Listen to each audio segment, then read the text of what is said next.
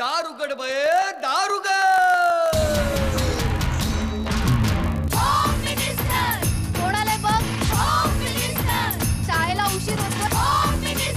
आज कामवाली बाई पण नाही आली. पदरावरती सरकारीचा मोर नाचरा हवा, संसारातून वेळ काढून खेळ खेळूया नवा. मांजकर पैठणी घेऊन आला. वहिनी उघडताना दा. रोज पत्रिका देणार.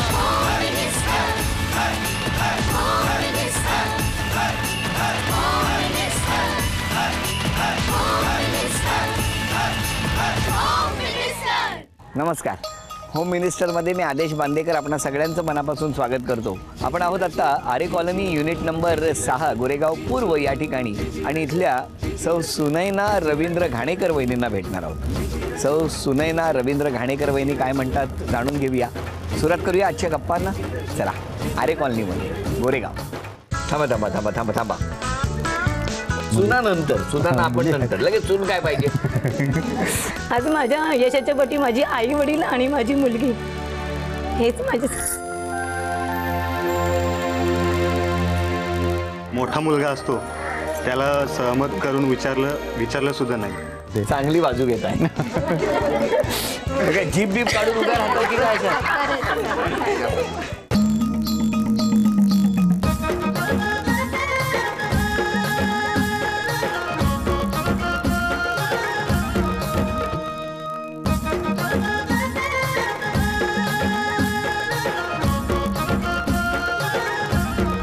नमस्कार.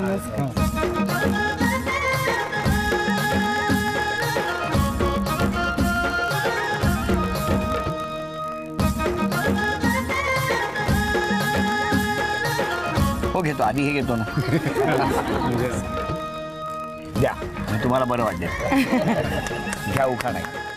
स्वामींच्या फोटोवरती हात घालते वाकून, रवींद्ररावांचं नाव घेते, आदेश भाऊजींचा मान राखून. अरे वा, धन्यवाद. द्या आता ओळख करू. हे माझे मिस्टर रवींद्र घाणेकर. नमस्कार. हे माझे मोठे दीर शांताराम घाणेकर. नमस्कार. या जाऊबाई. नमस्कार. हे दीर, ती मोठी मुलगी. मोठी मुलगी. हा बरं. हा, ती सून आणि सून तो बघू. मोठा मुलगा. एक मिनिट, सूनबाई कुठे. नमस्कार. हा, आणि तो मोठा मुलगा. तो उचलून घेतलाय तो. नाही तो. हा. नमस्कार. आणि बापरे. हा जाऊबाई. नमस्कार. आणि हा मोठा मुलगा, मुलाचा मुलगा. हा. आणि ही नात. नमस्कार. चला आता सुरुवात करूया गप्पांना. मी जरा फारच गोंधळलोय आज. काय होणार आहे आजच्या भागामध्ये जाणून घेऊया. चांदीचा पहिला नागाची खूण, अनिल रावांचं नाव घेते जोशांची सून. पैठणी ही महाराष्ट्राची शान आहे, ती जिंकण्याचा आज माझाच मान आहे. रुसलेल्या राधिकेला कृष्ण म्हणतो हास, धनंजय रावांचं नाव घेते होम मिनिस्टरसाठी खास. नमस्कार. नमस्कार. कुठलं बालपण तुमचं. सांताक्रूज. कोण कोण असायचं घरी. आई वडील आणि आम्ही 5 बहिणी, 1 भाऊ.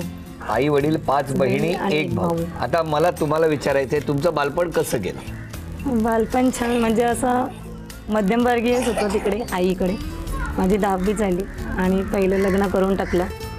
पहिलं लग्न माझं, हे दुसरं मॅरेज आहे. थांबा थांबा थांबा थांबा थांबा. म्हणजे तुमचं 10वी झाल्यानंतर लगेच लग्न झालं 16 वर्षात. वय वर्ष 16 असताना. बरं, मग पुढे मग आम्ही 5 बहिणी. व्यवस्थित नव्हतं घरची परिस्थिती म्हणून आईने 10वीतून हे केलं आणि लगेच मॅरेज करून टाकलं. माझ्या भाऊजींचा मित्र होता, पण तो संशयी असल्यामुळे 1 वर्ष असंच 6-6 महिन्याचं हे करून तो व्यवस्थित संसार करत नव्हता. संशयी खूप होता, कडी लावून जायचा. अरे बापरे. मग माझे मामा एका लग्नाला आले होते. त्यांनी हे सगळं बघितलं आणि मला इथे घेऊन आले. पण मी माझ्या घरची गरीब परिस्थिती असल्यामुळे मी कोणाला काही सांगितलं नव्हतं की माझं हे असं. आणि आई म्हणाली की तू असं किती आयुष्य करणार, तू जर असं संशय 6-6 महिन्यांनी तर तुला असं त्रास देणार. 6 महिन्यांनी परत तेच करत असं. आणि मला मुलगी होती 2 महिन्याची. मग आई म्हणाली ठीक आहे आपण सोडचिठ्ठी देऊन टाकूया. मग मी 7 वर्ष जॉब करत होती. मुलगी 7 वर्षाची झाल्यानंतर. कुठे नोकरी करत होता. कांदिवलीला चारकोपला इमिटेशन ज्वेलरीमध्ये नोकरी करत होता आणि मुलीचा सांभाळ पूर्ण घराचं. त्यावेळेला पण माझ्यावरच जबाबदारी होती. मग आधीचा डिवोर्स झाला. रीतसर जे काही आहे ते तिथे रत्नागिरीला झालं. आणि मग मी 7 वर्ष तरी अशीच होती. मी माझ्याबद्दल मला असं असायचं, मनात वाटायचं की सगळीच तशी असणार, आपण काय, मला तर इंटरेस्ट नव्हता लग्नामध्ये. पण जेव्हा सगळी बोलायला लागल्यानंतर मग मी म्हटलं चला आपण ट्राय तर करू, आपला लाईफ पार्टनर जर ह्याच्यापेक्षा चांगला मिळेल आपल्याला पुढे, आपण असं आयुष्य किती. आणि मुलीला पण नाव देणारं कोणीतरी पाहिजे, पुढे ती समाजात वावरणार आहे, तिचा पण थोडा विचार करायला पाहिजे. त्याच्यासाठी मी हे पुढचं पाऊल उचललं, दुसरं मॅरेज करायचं. पण जेव्हा दुसरं पाऊल म्हणजे पुढचं पाऊल उचललं, दुसरं लग्न करण्याचं, त्यावेळेला मुलीचं काय म्हणणं होतं? मुलीला विचारलं मी की बघ तू शाळेत जातेस, तुला म्हणजे सगळ्यांचे बाबा मीटिंग्सला येतात, सगळं येतात. तर ती म्हणाली मम्मी माझं काय ऑब्जेक्शन नाही, फक्त मला पप्पा म्हणून मला कोणीतरी पाहिजे, त्याच्यासाठी तू लग्न. मग तिने मला फुल सपोर्ट केला आणि मग मी हे पाऊल उचललं. आज माझ्या यशाच्या पाठी माझी आई वडील आणि माझी मुलगी हेच माझे.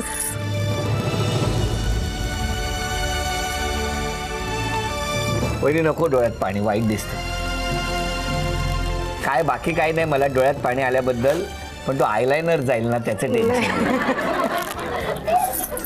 तुम्ही हसत राहा, कारण आम्हाला महाराष्ट्रातल्या सगळ्या घरातल्या सगळ्या वहिनी, सगळ्या माऊली हसत आणि आनंदात पाहिजेत, एवढीच इच्छा आहे. बोलवा मिस्टरांना. नमस्कार नमस्कार नमस्कार, बसा. स्वागत आहे तुमचं. मी वहिनींबद्दल गप्पा मारत होतो, त्यांच्याबद्दल जाणून घेत होतो, तुमच्याबद्दल जाणून घ्यायला आवडेल. तुमचं लग्न कधी झालं? माझं पहिलं मी लव्ह मॅरेज केलं होतं, पण चिपळूणात ना इथेच केलं होतं. 10वी झाल्यानंतर मी कामाला लागल्यानंतर मी लव्ह मॅरेज केलं होतं. घरगुती कारणामुळे मला 3 मुलं होती, काही आमचं पटत नव्हतं, त्यामुळे तिला सांगितलं तू वेगळं हो, मी वेगळं होतो. मग मी कायदेशीर घटस्फोट घेतला. नंतर 3 मुलं, मोठा मुलगा. त्यावेळेला 3 मुलं. 20-21 वर्षी लग्न केलं आणि 28-29-32 वर्षी घटस्फोट झाला. म्हणजे लहान लहान मुलं मी सांभाळली आणि त्यांना शाळेत नेणं आणणं करणे करत होतो. नंतर मी दुसरं लग्न केलं. होतं तुम्ही तेव्हा? हां, 3 मुलं होती माझ्या पाठीमागे, मुली आहेत, त्यांना कोणतरी दिशा दाखवायला पाहिजे. मग मी सेकंड मॅरेज केलं. तिला एक मुलगा झाल्यानंतर ती या गार्डनला इथे ॲक्सिडेंट झालं तिचं. ॲक्सिडेंट झाल्यानंतर मग तिला एक मुलगा, आता ही 3 मुलं अशी सांभाळण्याचं म्हणजे खूप मला हे नोकरी एक तर राजीनामा द्यावा लागणार होता किंवा काय अजून कोणतरी कामाला ठेवावं लागणार. पण तसं न करता निवासस्थान पडणार, राजीनामा काहीतरी करावं लागणार होतं. त्यासाठी मी एक विचार केला की काहीतरी आपल्याला दुसरं कोण आपल्याला सांभाळणार, की आपल्याला पण अजून आयुष्य काढायचं आहे, कोणतरी आपल्या पाठीशी पाहिजेत. तर मग आमच्या गावाला येत होते इकडे, त्यांना विचारलं हिच्याबद्दल. तर ही मला वाटलं नव्हतं ही माझ्यावर एवढं माझं वय आहे, माझी 3 मुलं करेल असं, पण शाश्वतीच नव्हती. पण नंतर तिचा फोन नंबर गेला, दुसऱ्या दिवशी फोन आला तिचा की मला मंजूर आहे म्हणून. मी तिला सगळं सांगितलं, माझी 3 मुलं आहेत, माझा संसार आहे, माझी सरकारी नोकरी आहे, सगळं सांभाळायचं आहे. तुमचं हे तिसरं लग्न? तिसरं लग्न आहे. तुमचं हे दुसरं लग्न. बरं मला सांगा, तुमच्या लग्नाला किती वर्ष झाली? 8 वर्ष झाली आता. 8 वर्ष झाली. म्हणजे पहिला हा एपिसोड होम मिनिस्टरच्या इतिहासात असा होतोय की ज्यांच्या सुना आहेत, ज्यांच्या मुली आहेत, ज्यांची मुलं आहेत, नातवंड आहेत, आणि तरी त्या आमच्या वहिनी आहेत. तुम्हाला वाटलं होतं कधी आपण गप्पा मारू असं? नाही, कधीच वाटलं नव्हतं. मला तुम्हाला विचारायचं की ज्या वेळेला तुमचा लग्नाचा दिवस तो आठवतोय तुम्हाला? दोघांनीच ठरवलं आणि लग्नाचा विचार केला आणि संध्याकाळचं 5-6 वाजता मला लग्न करून मठात घेऊन आले. आणि ह्याच्या सगळ्याच्या पाठी माझ्या मैत्रिणीचा खूप सपोर्ट आहे मला. मैत्रीण कोण? मैत्रीण सुहासिनी घाग. नमस्कार नमस्कार. काय तेव्हाची परिस्थिती कशी होती, काय सांगा? तेव्हाची परिस्थिती म्हणजे तिला ते करायचं नव्हतं लग्न, आणि ती मला सांगते म्हणजे स्वामींनी सांगितलं की अशी अशी मुलगी आहे बघा, तुम्हाला आवडते काय? म्हटलं दिसायला तर छान आहे, पण म्हटलं तिचं आता काय मी सांगू शकत नाही. मग नंतर ती माझ्याकडे येत होती, यायची 4-4 दिवस. तेव्हा मला म्हणते काय करू, कसे म्हणजे त्यांचा स्वभाव कसा आहे, पुढे तुला सांभाळून पण घेतील आणि तू आयुष्य कसं जगणार? म्हटलं काहीतरी तुला करावंच लागणार, आणि बाई म्हणून तर तुला असं वावरता येणार नाही, मग तू लग्न केलंस काय वाईट होते?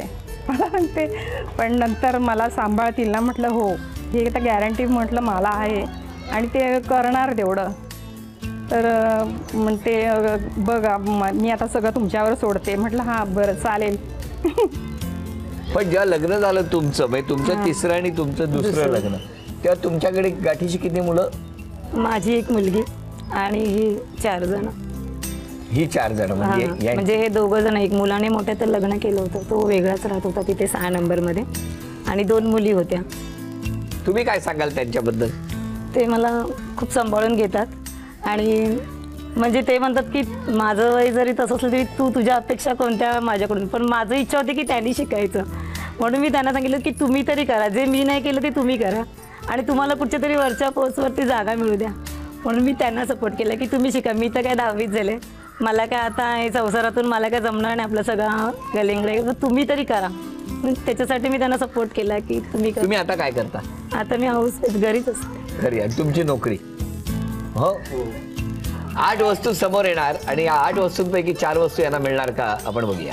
8 वस्तू समोर आहेत, 4 वस्तू तुम्हाला मिळणार का आपण बघणार आहोत. पण त्याआधी मला तुमचा संपूर्ण परिवार इकडे बघायचा असेल. म्हणजे कसं, आता मुलं आली आहेत, हा, मुलं आणि मुली. सुनानंतर, सुनांना आपण नंतर, लगेच सून काय पाहिजे. आधी फक्त मुलं आणि मुलींना बोलवा. जय या. नमस्कार. तुम्ही सगळी जी मोठी मंडळी आहेत त्यांनी आता बोलायचं आहे. मुलाला मला विचारायचं आहे की त्यावेळची परिस्थिती एकंदरीत आणि आज हे सगळं सुखाचे आनंदाचे दिवस आहेत, काय सांगाल? काय नाही, माझ्या डोळ्यात म्हणजे अश्रू काय बोलायचं तर वाटतच नाही आता. म्हणजे अगोदरची जी परिस्थिती होती ती आम्ही डोळ्यांनी पाहिले आणि याच्यानंतरची जी परिस्थिती आहे ती खूपच आनंददायक आहे आणि डोळ्यात अश्रू आले जे वडिलांची म्हणजे आता पूर्ण परिस्थिती ऐकली ती. बरं, मला तुम्हाला विचारायचं आहे की लहानपण खूप कष्टात गेलं, वेगवेगळ्या टप्प्यावर वेगवेगळ्या गोष्टी होत होत्या, बाबा तुमच्यासाठी खूप काही करत होतं, खूप काही, आणि अशा वेळेला मग आई आली. कशा पद्धतीने या माऊलीनं तुम्हाला आनंद दिला, सुख दिलं? त्यावेळेला म्हणजे थोडंसं मतभेद होते कारण की सावत्र पण माझ्याबरोबर होतं, त्यामुळे मी जास्त हे नाही केलं, समोर म्हणजे जास्त जात नव्हतं. आता वडिलांसाठी यावं लागतं. आईबद्दल काय सांगा? काय नाही, आता वडिलांसाठी सांभाळण्यासाठी वडिलांना कोणीतरी सपोर्ट करते, त्यासाठी मी अतिउत्तम बोलतोय, काहीच नाही मला. या यांच्याकडे. तुमचं काय म्हणणं? माझं पण चांगलंच म्हणणं आहे. म्हणजे चांगले आले ना तेव्हाच एकदमच म्हणजे हे झालं, मला एकदमच खूप हे झालं, एवढं आनंद झाला. म्हणजे त्या घरात आले तेव्हा, पहिल्यांदाच घरात आले ना तेव्हा एकदमच म्हणजे हे वाटलं, म्हणजे लक्ष्मी घरात आली असं वाटलं एकदमच. आणि खूपच म्हणजे एकदम घर म्हणजे एकदम व्यवस्थित हे केलं, एकदम लहान भावाला एकदम म्हणजे हुशार वगैरे केलं एकदम खूप एकदम. आता म्हणजे त्यांच्याबद्दल एकदम खूप हे वाटते. सगळं आता सुखाचे दिवस आहेत, सुखात आनंदात आहात. आनंदात खूपच एकदम. तर आता हे सगळेजण मदत करणार आहेत 8 वस्तू आणि या 8 वस्तूंपैकी 4 वस्तू मिळवून देण्यासाठी. हा, चला. 1 रुपयाचा टॅग मिळाला तर त्या 4 वस्तू तुम्हाला मिळणार. बोला. पहिली वस्तू डबे. काय हे काय बघा ना, 20 रुपये. चला, आता 1 मिनिट. 1 वस्तू तुम्ही उचलायची आणि मग घरातले मदत करणार. बघूया कोणाचा अंदाज बरोबर आहे. घड्याळ घेतलंय. काय 1 रुपया, अभिनंदन. आता 2 वस्तू तुम्हाला पाहिजे त्या घेऊ शकता, कुठल्याही घ्या. काय बघा. अच्छा, 1 हे घेतलं, 1 ते. किती रुपये त्याच्यावरती ते पण बघा. 5 50 76 रुपये फक्त. हजारो रुपये इकडे होते पण फक्त 76 रुपयाचं बक्षीस त्यांना मिळालं. चला, तेव्हा काही लग्नाला येता आलं नाही. आहेर घ्या आता. अभिनंदन. पहिला आरोप कोण करणार आहे? बोला. वडिलांनी जे आता तिसरं लग्न केलं ते मोठा मुलगा असतो त्याला सहमत करून विचारलं सुद्धा नाही. या गोष्टी मला चुकीच्या वाटल्या त्यावेळेला. काही अशा गोष्टी असतात की त्या आम्ही दोघांनी ठरवतो. ही म्हणेल त्यांच्यावर कोण लक्ष ठेवणार, आज तुम्ही नाही केलं त्यांना कोण, ते बोलतील खरं की आम्हाला हे विचारलं नाही काय नाही, पण तुमच्यावर लक्ष अंकुश ठेवायला उद्या कोणतरी पाठीमागं पाहिजे, ह्यासाठी मी तिची बाजू घेत होतो. पुढचा आरोप. ते चिडचिडपणा करतात दोघं जण, दोघात वाद होतो. हा हा, दोघे चिडचिडपणा करतात. बरं झालं, बोला बोला. गुरुवारच्या दिवशी आरतीला उभे राहत नाही, देवाचं काम असतं लोक येतात म्हणून आमचा आरोप आहे की त्याने आरतीला उभं राहावं, देवाची कामं करावी. बोला. काय एकटी घरात पडते, तिच्यानंतर तिला सगळं घरातलं बघावं लागतं. आलेल्या माणसाने चहा द्यावा लागतो. आपल्याकडे 100-150 माणसं असतात आणि आपलं काय हे घर आहे असं स्वामींचं मठासारखंच घर आहे की कोण आलं तर चहा बनवायचा. परत संध्याकाळी एकच पदार्थ नाही ती बनवणार. मग माझं काय होतं की एवढं कशाला तू बनवते, हा माझा नाही जाऊ दे. आपल्याकडे 1-2 माणसं जेवायला असतात, त्यांना पुरलं पाहिजे. आणि ती म्हणजे एक चांगली जेवण करते, चांगली बाजू घेत आहे. पुढचा आरोप पुढे त्या रागवल्या ना की मला ते आवडत नाही ते. हा. त्यांचं म्हणजे विचित्र दिसतात एकदम रागवले की विचित्र दिसतात. जीप बीप काढून उभ्या राहतात की काय काय हो, काय म्हणणं आहे तुमचं? वगैरे येते त्यांना, पीठ वगैरे येते, फिट येते राग आला काय. तिला एखादी गोष्ट आहे ना मर्यादेच्या पलीकडे गेली ना खूप तिला चिड येते. चिडेल की स्वतःच टेन्शन करते. मग त्या टेन्शनमध्ये तिला मी काय बोललं ते मग कशी पडून राहते, फिट आल्यासारखं वाटतं तिला. फिट येते, हां फिट येते. मग ती अस्वस्थ होते आणि तिला नियमात चाललं पाहिजे. नियमात नाही चाललं की मग ती गरम होते. आणखी बोला. त्याला रोज सकाळी चपाती भाजी द्यावी डब्यामध्ये. त्याला नूडल्स वगैरे देतात. त्याला नूडल्स नेले, हा त्याचा आवडता खाद्यपदार्थ आहे. चपाती लिहिली तो लगेच परत आणणार. तोच सांगतो मला नूडल्स द्या. त्याच्या मनाप्रमाणे कर. हां मग त्याच्या मनाप्रमाणे. बरं, आणखी कोणाला काय बोलायचं? हां, त्यांना म्हणजे राग आलं पण ते तेवढ्या पुरतं असतं. कधी पण त्यांचा म्हणजे स्वभाव आहे तो प्रेमळ आहे काय. आणि त्यांच्या नशिबात पप्पांच्या आणि त्यांच्या नशिबात आजपर्यंत त्यांच्या नशिबात जे पहिली जे आले ते आजपर्यंत त्यांच्या नशिबात आहे. आत्ता म्हणजे अक्षरशः म्हणजे आमची मेवणी ती माझी ह्या आत्ताच ह्याच्यामध्ये ती ही झाले 7-8 महिने झाले. तिचा पण मूल आज ह्यांच्याच ह्याच्यावरती होता. आता 8 महिने झाले त्या मुलाच्या पप्पा आत्ता घेऊन गेले ते काय.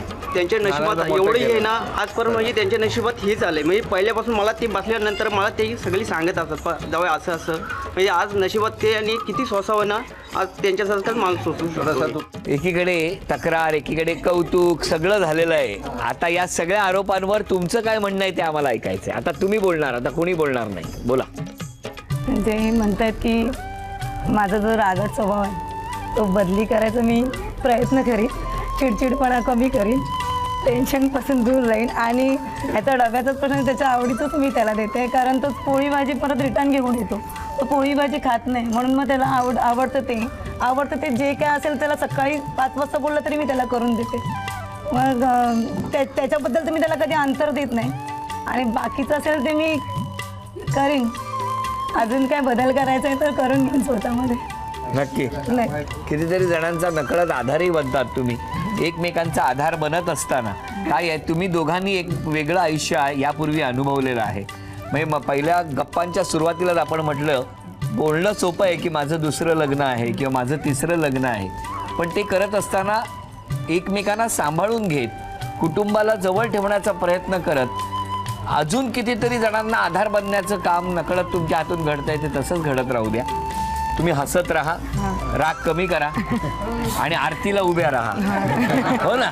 म्हणजे सगळ्यांच्या गोष्टी मनातल्या होऊ दे आणि जेवढं शक्य आहे तितकं म्हणून स्वतः आनंदी राहा आणि घराला आनंद ठेवून इतरांना आनंदी ठेवण्याचा प्रयत्न करा असं म्हणत हा तन्मणी झी मराठीकडून तुमच्यासाठी आम्ही उचला बघूया कोणाचं नाव जाहीर.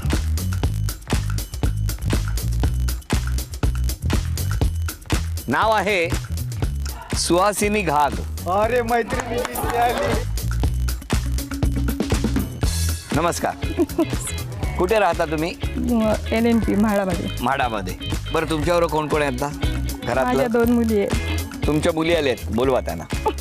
आईची चिठ्ठी आली आता, काय वाटतंय तू? आनंद झालाय, खूप आनंद झालाय. तुम्हाला वाटलेलं तुमचं येईल नाही. त्याला दोघींनाही शुभेच्छा दिलेल्या आहेत. आणि आता बघूया आजच्या खेळामध्ये कोण पैठणी जिंकणार. आपण टाळ्या वाजवून शुभेच्छा दिल्या दोघींना. एका बाजूला तबेला, एका बाजूला निसर्गरम्य असं वातावरण. गोरेगाव आरे कॉलनीमध्ये आणि त्याच ठिकाणी असणारी ही महत्त्वाची खटिया. कारण या ठिकाणी हे भरपूर दिसतात आणि त्याचाच आज वापर आपण खेळासाठी करणार आहोत. त्या खटियावरती अनेक चेंडू ठेवलेले आहेत, स्माइली चेंडू. हा फुटबॉल जो आहे हा इथून मारायचा. तो खाली टप्पा पडून खालच्या दिशेने त्या दोरी म्हणजे खटियाचा जो खालचा भाग आहे त्याला लागून वर खटियावर ठेवलेले ते स्माइली चेंडू उडाले पाहिजेत. 10-10 संधी. दोघींपैकी ज्यांची गुणसंख्या जास्त होणार त्या ठरणार आजच्या भागातल्या होम मिनिस्टर. ज्यांना मिळणार आहे पैठणी. सुरू. 1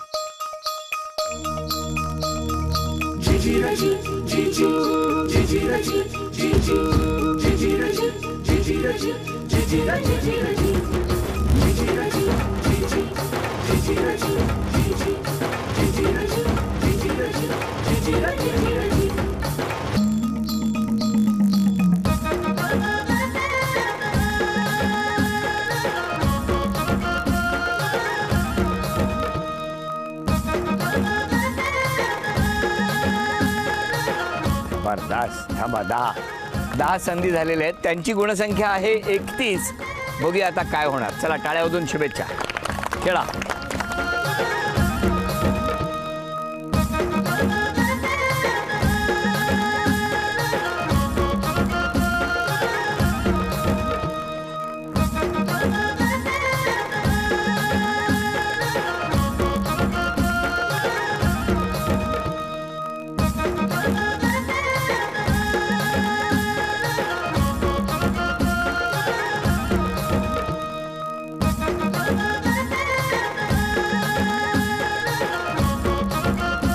झी मराठीकडून ही भेटवस्तू तुमच्यासाठी. ही भेटवस्तू आता कोणाला द्याल? अभिनंदन. उपविजेत्या ठरल्या घाणेकर वहिनी. त्यांना झी मराठीकडून हे चांदीचं नाणं. आणि आजच्या भागात होम मिनिस्टर ठरल्या घाग वहिनी. त्यांना तथास्तू पुणे यांच्याकडून ही पैठणी.